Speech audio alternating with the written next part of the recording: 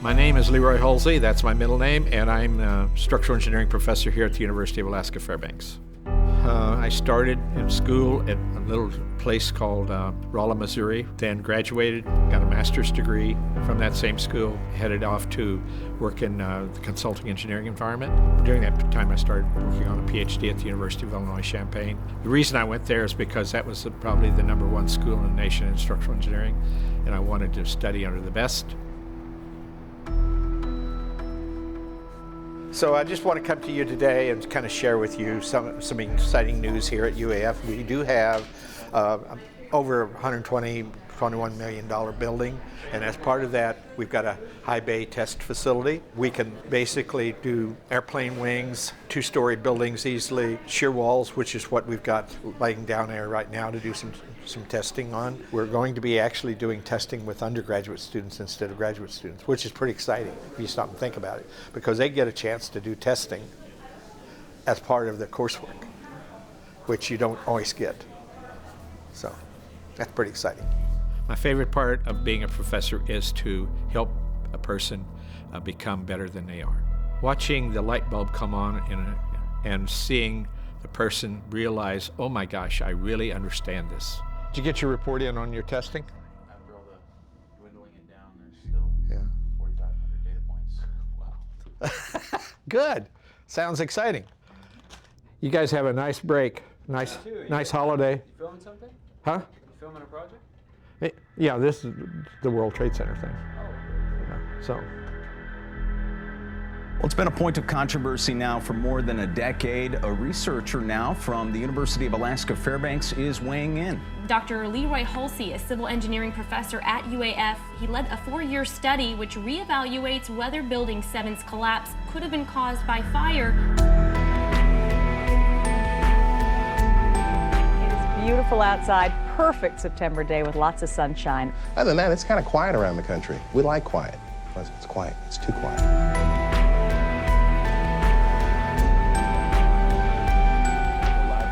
Show you a picture of the World Trade Center, where I understand, do we have it? Apparently, a plane has just crashed into the World Trade Center here in New York City. It happened Un avión chocó contra el World Trade Center de Nueva York, que sería una de las dos. I was living in Oakland, California, and I was involved in a little incident of crime in my own neighborhood at that morning. I had been awoken early, before dawn, by some activity in the street outside, and I looked outside and there were 3 individuals out there that were stripping the tires off of a vehicle. Shortly after that, a tow truck came to tow the car away, and the tow truck driver was an old friend of mine that I hadn't seen in years.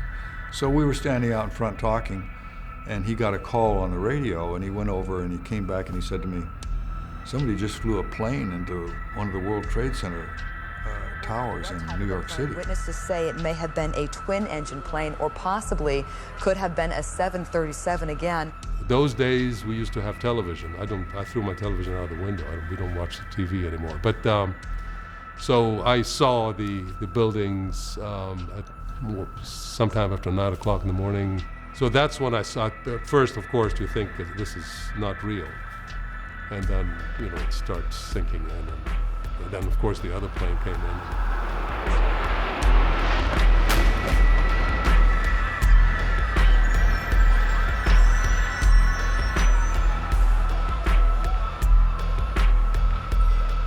This is as close as we can get to the base of the World Trade Center. You can see the firemen assembled here, the police officers, FBI agents, and you can see the 2 towers.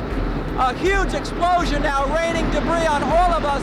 When the Twin Towers collapsed and we watched it on the television, I found it hard to believe. It was shocking. It just seemed impossible. I went inside, but I was preoccupied with all the events that had happened there in my neighborhood. I didn't really pay that much attention after that. I had major problems in my own circumstances that distracted me from really paying that much attention. Building 7, however, was a different story.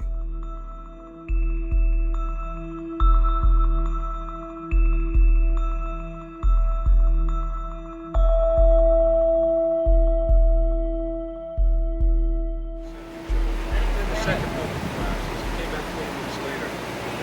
looking like a Three Stooges movie covered in plastic, I swear to God. What do you got with you? That's good shit. Then we went back there. Whoa, whoa, whoa, whoa!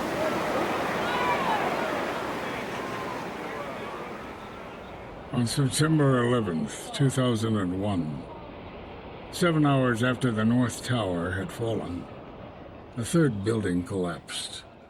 This was World Trade Center 7, a 47-story building on the north side of the complex, more than 300 feet from the North Tower. After being subjected to small office fires on isolated floors, Building 7 fell straight down, symmetrically, in approximately 7 seconds.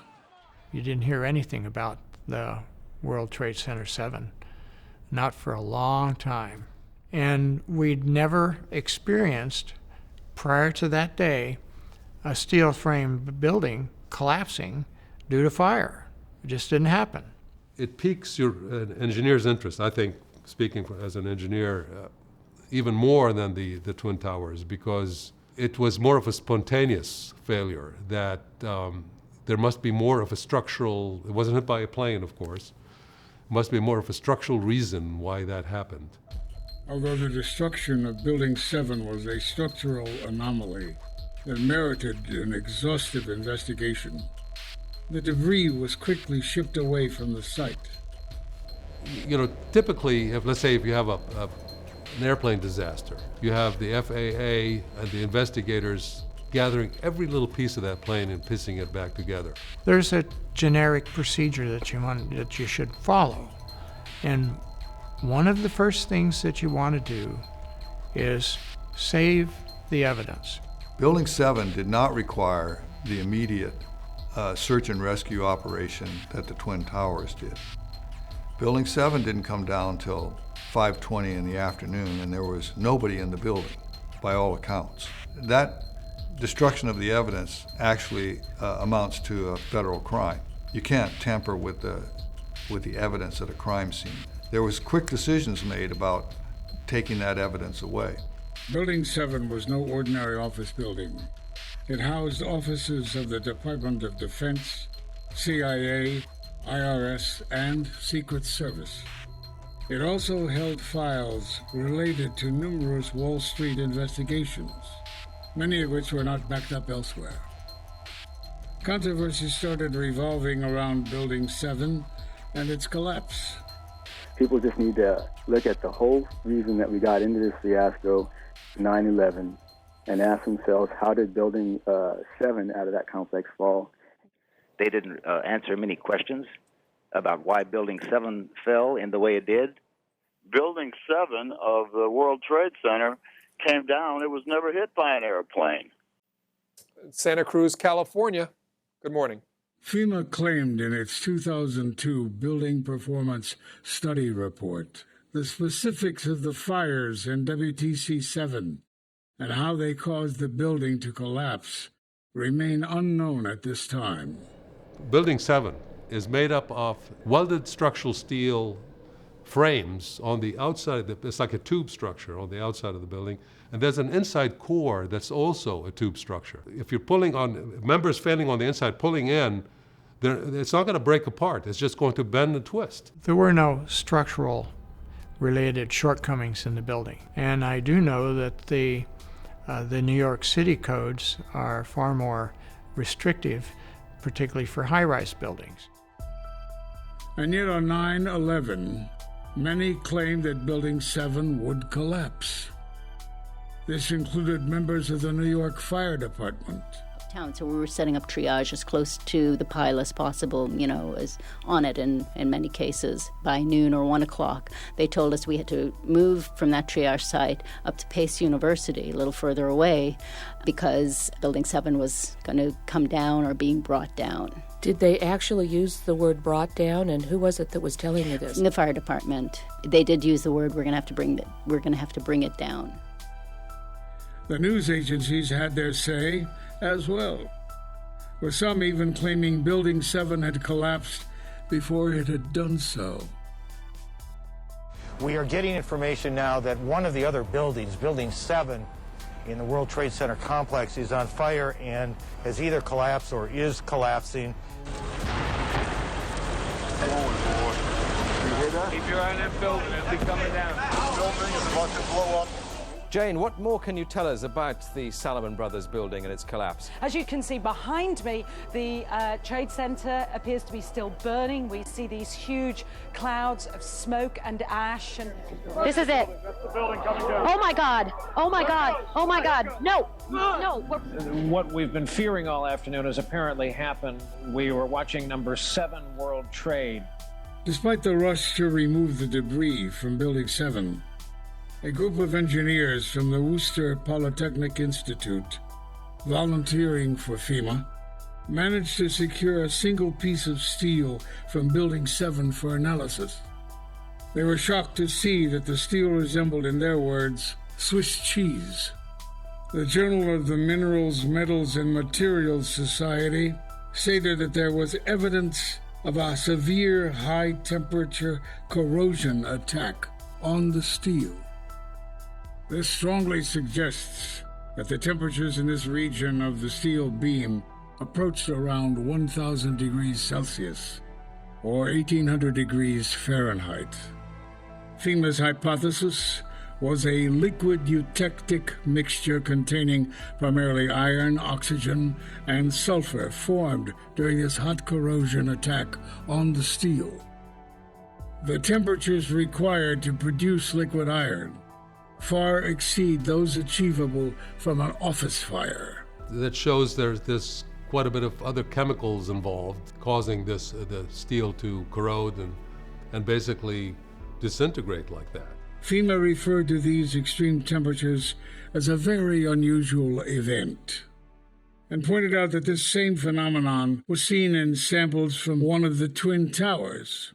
This might be related to the fact that Ground Zero became the site of the longest burning structural fire in history, with extremely high temperatures located specifically in the footprint of the Twin Towers and Building 7. The National Construction Safety Team Act was signed into law, tasking the National Institute of Standards and Technology, NIST, to investigate the collapse of World Trade Center 1, 2, and 7. In 2008, 3 years after its report on the collapse of the Twin Towers, NIST released its final report on the collapse of Building 7.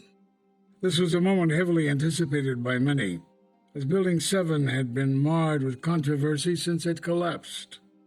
The report would be, for all intents and purposes, the government's official story regarding what happened.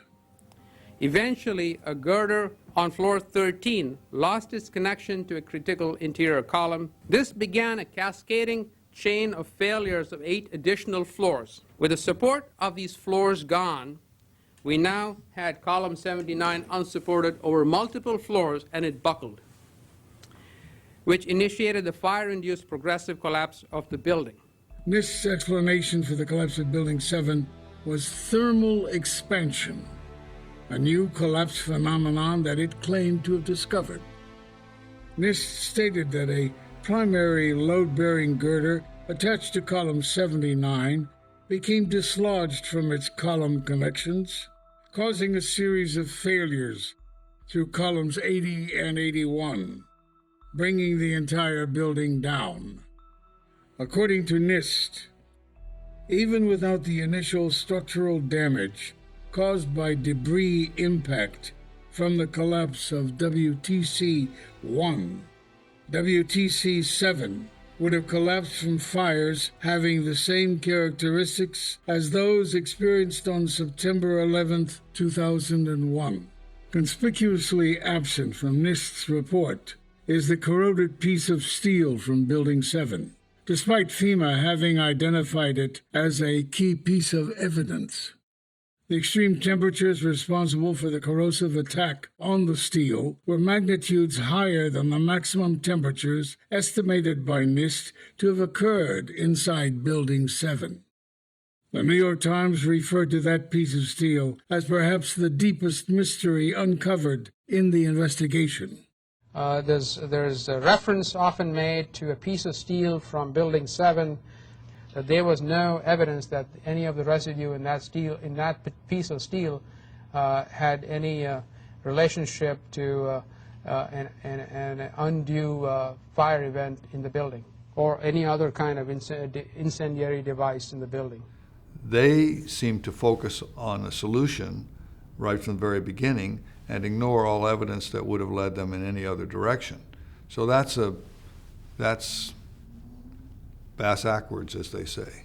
My concern about the NIST reports is they ignored evidence, and it wasn't because they didn't know about it. And I see that sometimes in engineering, in the business, where your boss would tell you, focus on this. The way they modeled it was somewhat pushing the limit, putting it mildly. They got to a point where they did NIST did a beautiful animation of the building, which looks like, and I keep repeating the same thing, it looks like it's crumpling like a beer can, as opposed to basically falling straight into its footprint. I never worked for NIST, but I was a resident engineer for the Army Corps of Engineers for a few years. I have a very strong feeling about the responsibilities of what engineers have in general, in particular engineers that work for the government. They have a higher responsibility in some ways, or they should feel that way. I did. There was just this silence in the academic world about this subject. So we began looking around for someone that would be willing to undertake such a study. And fortunately, through a series of personal acquaintances, we ran across Professor Hulsey up at the University of Alaska at Fairbanks. He's a straight arrow type of person. He wants to look at things from a very rational, impartial perspective, blocking all the noise out, which is really what is needed in this case.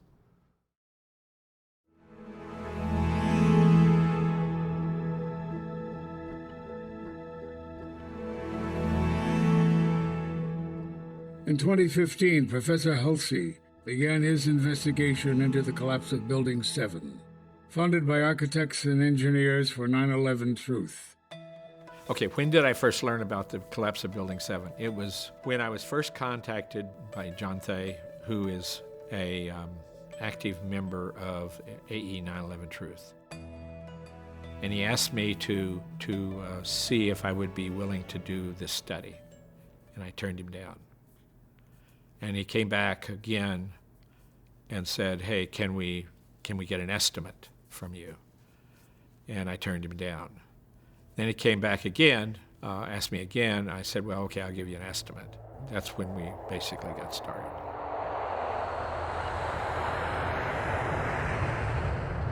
I was flown to New York, and there I began to see footage, and I began to see the area, and I walked around the area. It was a few days where I was educated on exactly what happened, where it happened, what the conditions were, saw footage that I could get, and so forth. Let's just talk about the overall problem. The building had a symmetric free fall that occurred suddenly over 8 stories, meaning that the entire building, the footprint of a football field, each floor was the size of a football field. And no steel frame building has ever completely collapsed due to fire. That's a concern. It looks like the core was removed for 8 stories to promulgate that 8-story free fall. So that's about as symmetrical collapse as you can get. You can't get much more symmetrical than that, no. And you can't get something like that unless you create it. You see the east side penthouse coming down first. I see that. You see that? Yep. And then if you look at the shock wave, it only goes down 15 stories. If there is controversy, that means that not everyone's satisfied with the answer. If we can change that, if we can give the public and the engineers an understanding of truly what did happen, it's worth it to me to be able to do that work.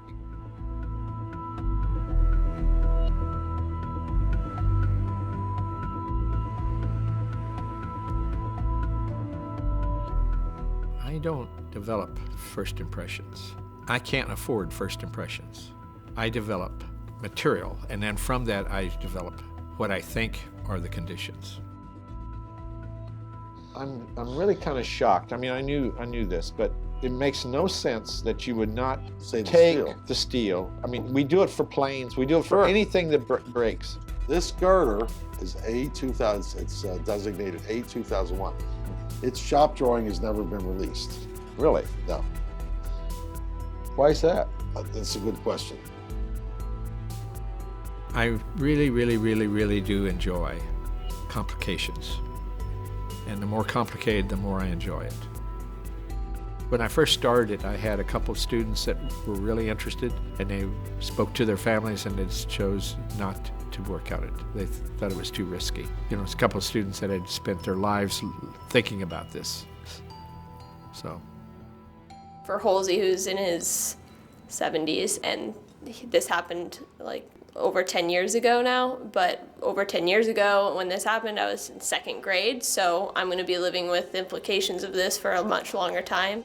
I don't trust what's been said on either side fully, so that's why I'm really interested in the actual scientific reasoning behind all of it. If fire caused Building 7 to collapse, it would be the first ever induced collapse of a steel frame building, high-rise building due to fire.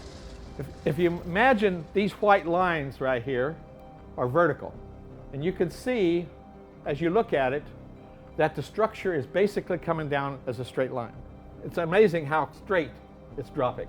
So it kind of indicates there was no resistance to the drop. In December 2007, it was acknowledged in the advisory committee meeting of the NIST that the fires in WTC-7 were ordinary office fires and burned out in a given location in about 20 minutes.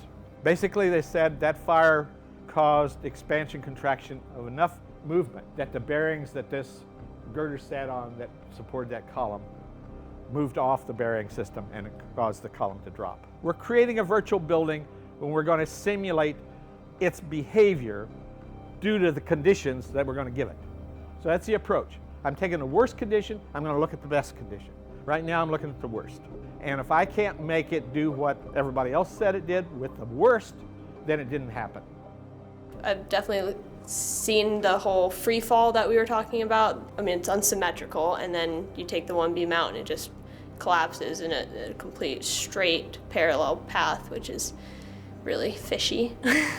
There was a report on it, and then they said that the fire shouldn't have. It took it down. The fire took it down, but we don't know why it did.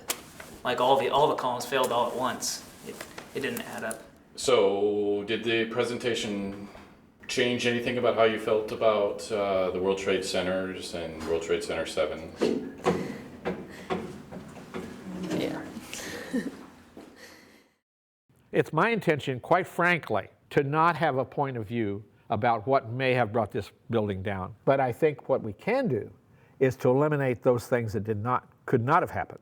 The difficulties we have in doing that is there's no data. They hold off all the steel, they hold all the concrete, they hold off all the materials. Professor Hulsey recruited 2 Ph.D. students to assist him in his study.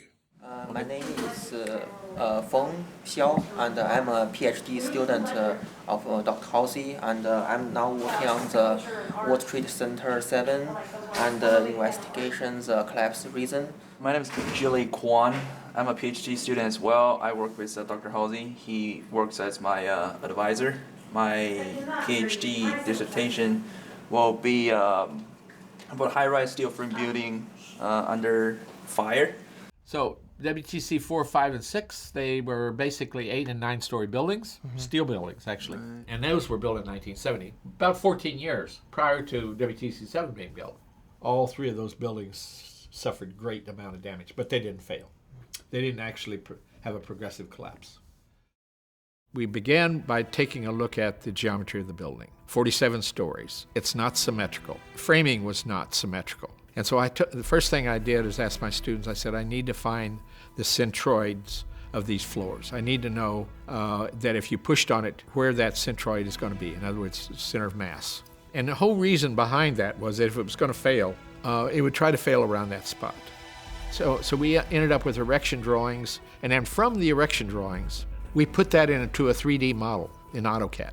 Okay, so the last couple of weeks I have been building World Trade Center 7, The first 7 floors, the first 4 or 5 floors that we do not have all the information about, because the World Trade Center 7 was built upon a electrical substation, and the original as-built for the electrical substation were missing.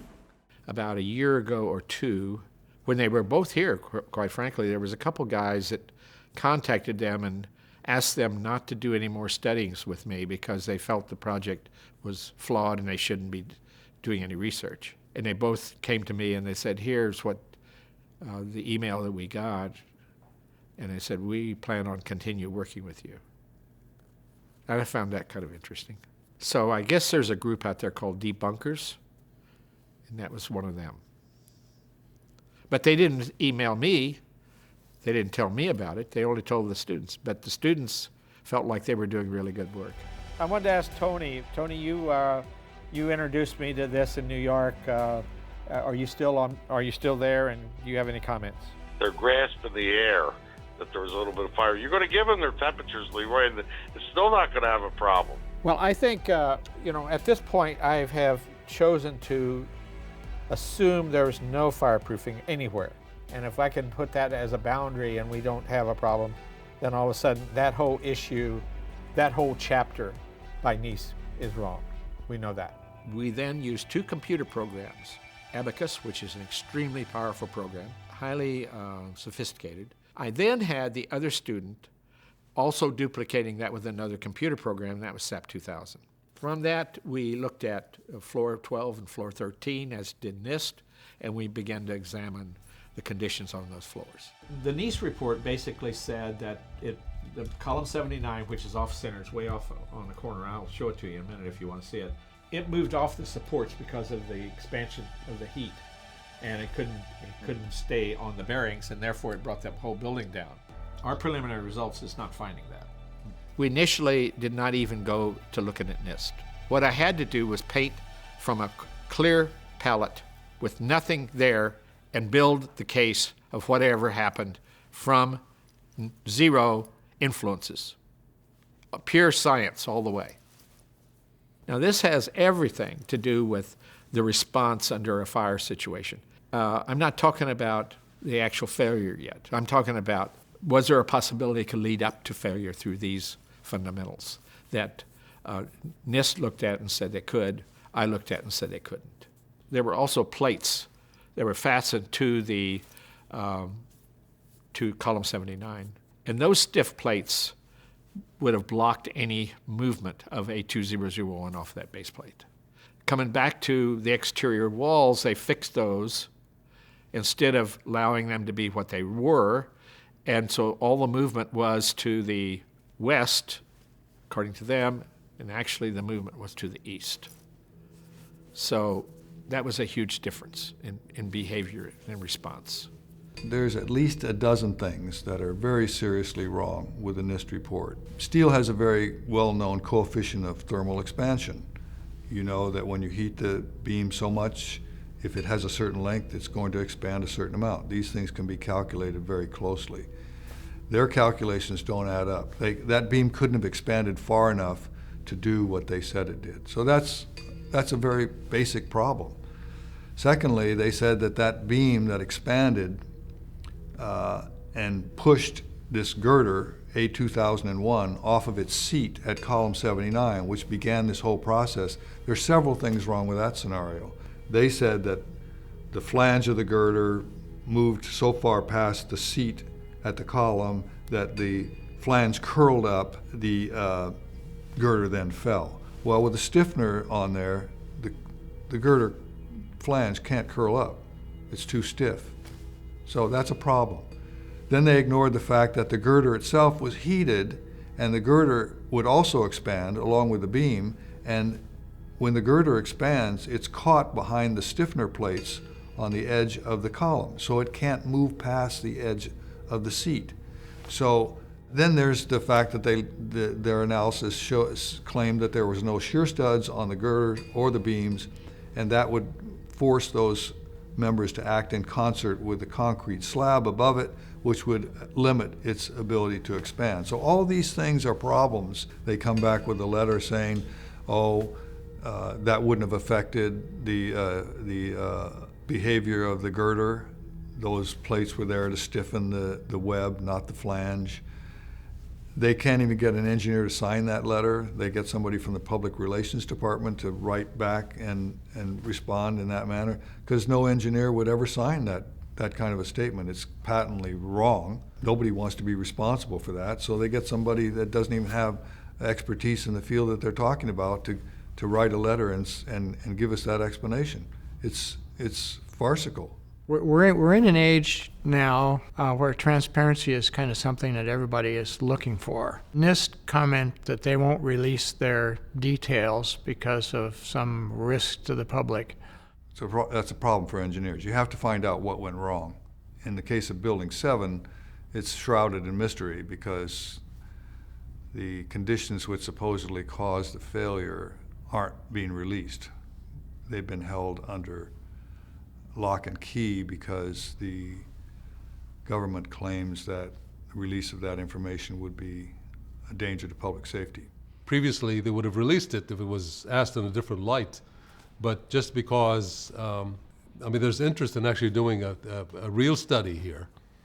I think, I don't know, for whatever reason, maybe they're afraid to be discredited or whatever it is. So it's a defense mechanism, maybe. So you don't release information that discredits your study. And then the exact opposite with Hulsey's report. It's a gigantic file. The system I have in my office isn't even big enough to handle it. And it's got everything. It's all there for anybody that wants to look at it. Why can't NIST do the same thing? I have no idea. That kind of gets to part of the reason I don't work for the Army Corps of Engineers anymore, too. You know, what you're doing is incorrect. It's not right. You shouldn't be doing it that way. Shut up, Granger, and go back to your desk. The findings that we have got, we're very comfortable with. It's based on sound science. It's consistent with the observations. It's simple. It's straightforward. It's elegant, technical. It's understandable by people. And we looked at, as I said, all of the alternative theories that were presented. There were only few that rose to be credible in our technical judgment. When we see evidence that, in fact, you have robust science behind alternative theories, we will look at them. Okay, any more questions?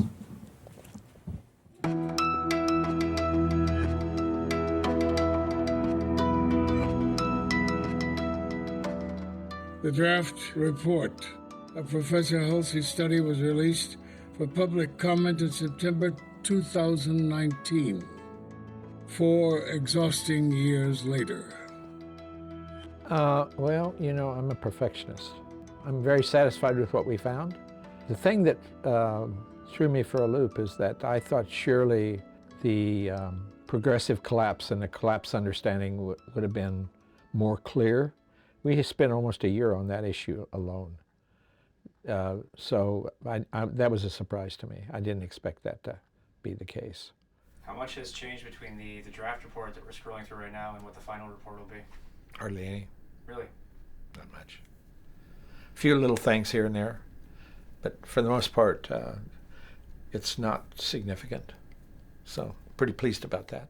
They went through every single one of the components, the initiating events, the beam failures, the column failures, and then, of course, the entire building failure. And every one of those events was impossible to show to make the building collapse the way it came down. It was impossible. And he uncovered that if you do actually cause all these elements within the building to collapse, what's going to happen? The NIST model shows the building crumpling, as we had talked about. Going further there, what happens after that is that the building actually leans to one side and does not disintegrate and collapse into its footprint. There was no reason for anyone to think that World Trade Center 7, with the fires that were in it, was going to collapse at all. Now that we have the Hulsey report, we know that every column in the building needed to fail almost simultaneously for the building to fall in the manner that it did. Professor Hulsey's final conclusions regarding Building 7 are as follows. The principal conclusion of our study is that fire did not cause the collapse of WTC-7 on 9/11. Contrary to the conclusions of NIST and private engineering firms that studied the collapse. The secondary conclusion of our study is that the collapse of WTC-7 was a global failure involving the near simultaneous failure of every column in the building. The simultaneous failure of all core columns over 8 stories, followed 1.3 seconds later by the simultaneous failure of all exterior columns over 8 stories, produces almost exactly the behavior observed in videos of the collapse, whereas no other sequence of failures that we simulated produced the observed behavior. So what does that really tell you? It really tells you that all those interior columns came out at once. At once. The exteriors also, a few seconds later, came out at once, giving you free fall, which comes down, straight down.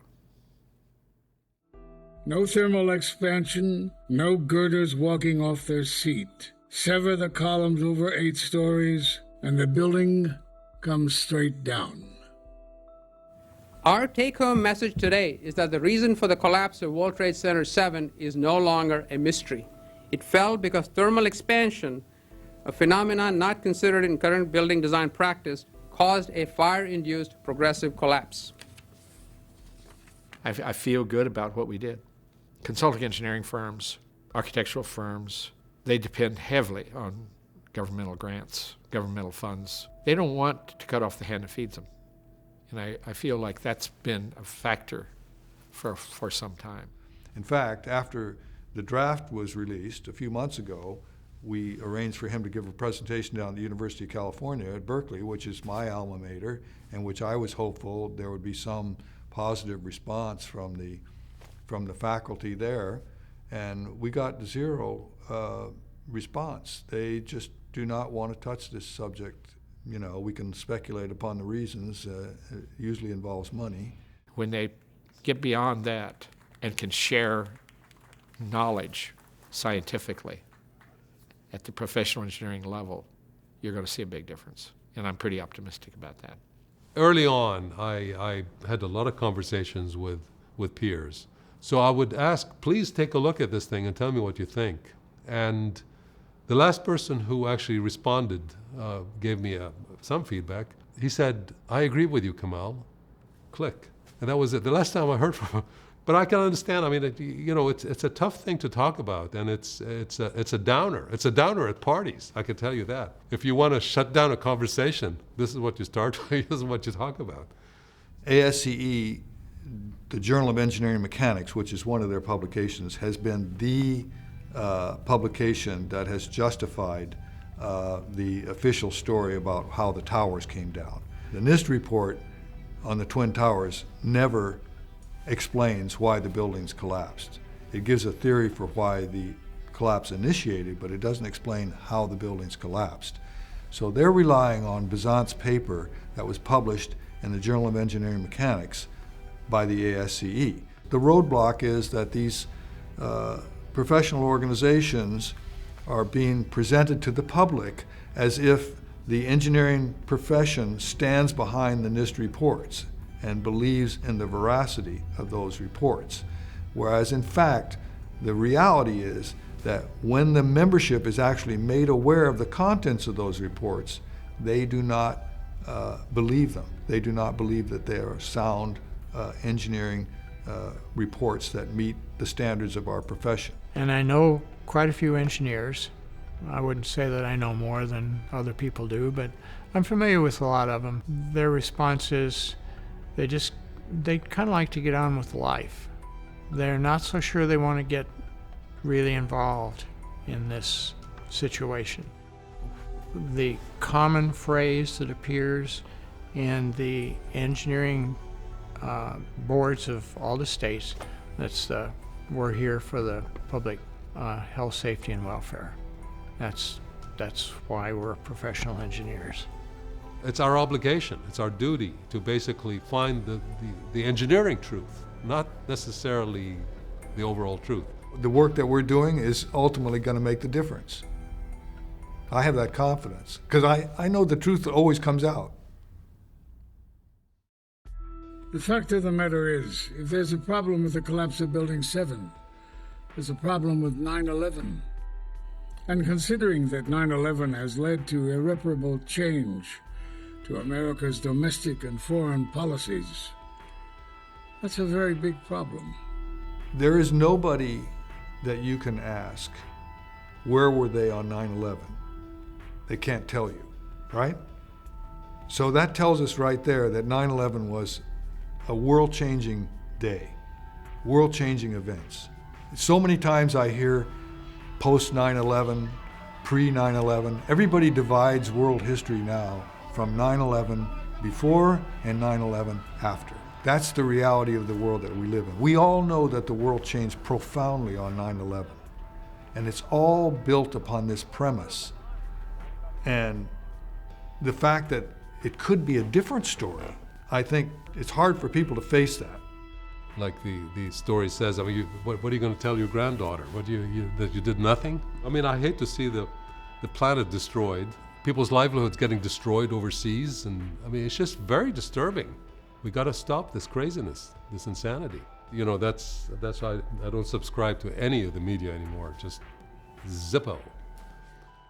I'd like to see a world where we weren't constantly at war, living in fear, a world where there is more resources devoted to actually developing the potential of the coming up generation, having to tolerate a government that feels the need to have surveillance of all of our activities, our personal conversations, and everything that we do. The only difficult thing about change is change itself. Some people don't want to do that. They're afraid to do that. They don't want to open that door. They're willing to go in and out the other door that they've used for years and years, and it works fine. I don't know what's behind that door, and I don't want to go there. That door that you've been using, it works fine. The hinges don't squeak, and the latch works. What more can you ask? I'm worried. I'm worried about this country right now. We just seem to be doing a lot of yelling and screaming and no hearing, no listening. Maybe some hearing, but no listening. So are we in a post 9/11? Yes, we are. Does that mean just that is a problem? I think it's bigger than that. I just don't know where we are right now. It's a bit troublesome. Is that the question you're asking?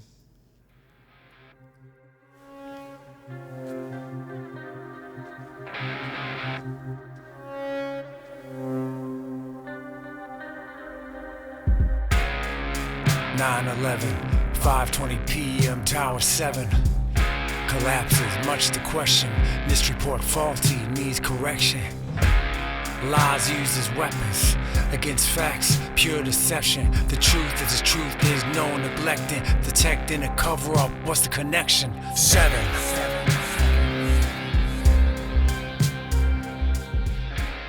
If the press really wanted to hop on the story, if we really had a valid press, maybe they would jump into what happened to Building 7 and all the rest of the information that happened on 9/11. Thank you, sir. Oak Creek, Wisconsin. 7 did not fail due to fire. Proof prevails. Explosions heard, yet a search for explosives never occurred. Why omit this potential evidence so suspicious? Misreport fictitious, malicious deeds to which we bear witness. 7. You hear this collapse, sounds like thunder. Shock waves going through. You can see a shock wave go up, the windows blast out. You know, it was like I thought I was watching a movie. It was so, I mean, I can't believe this is happening. You know, it's really ridiculous. But you know, came down floor by floor.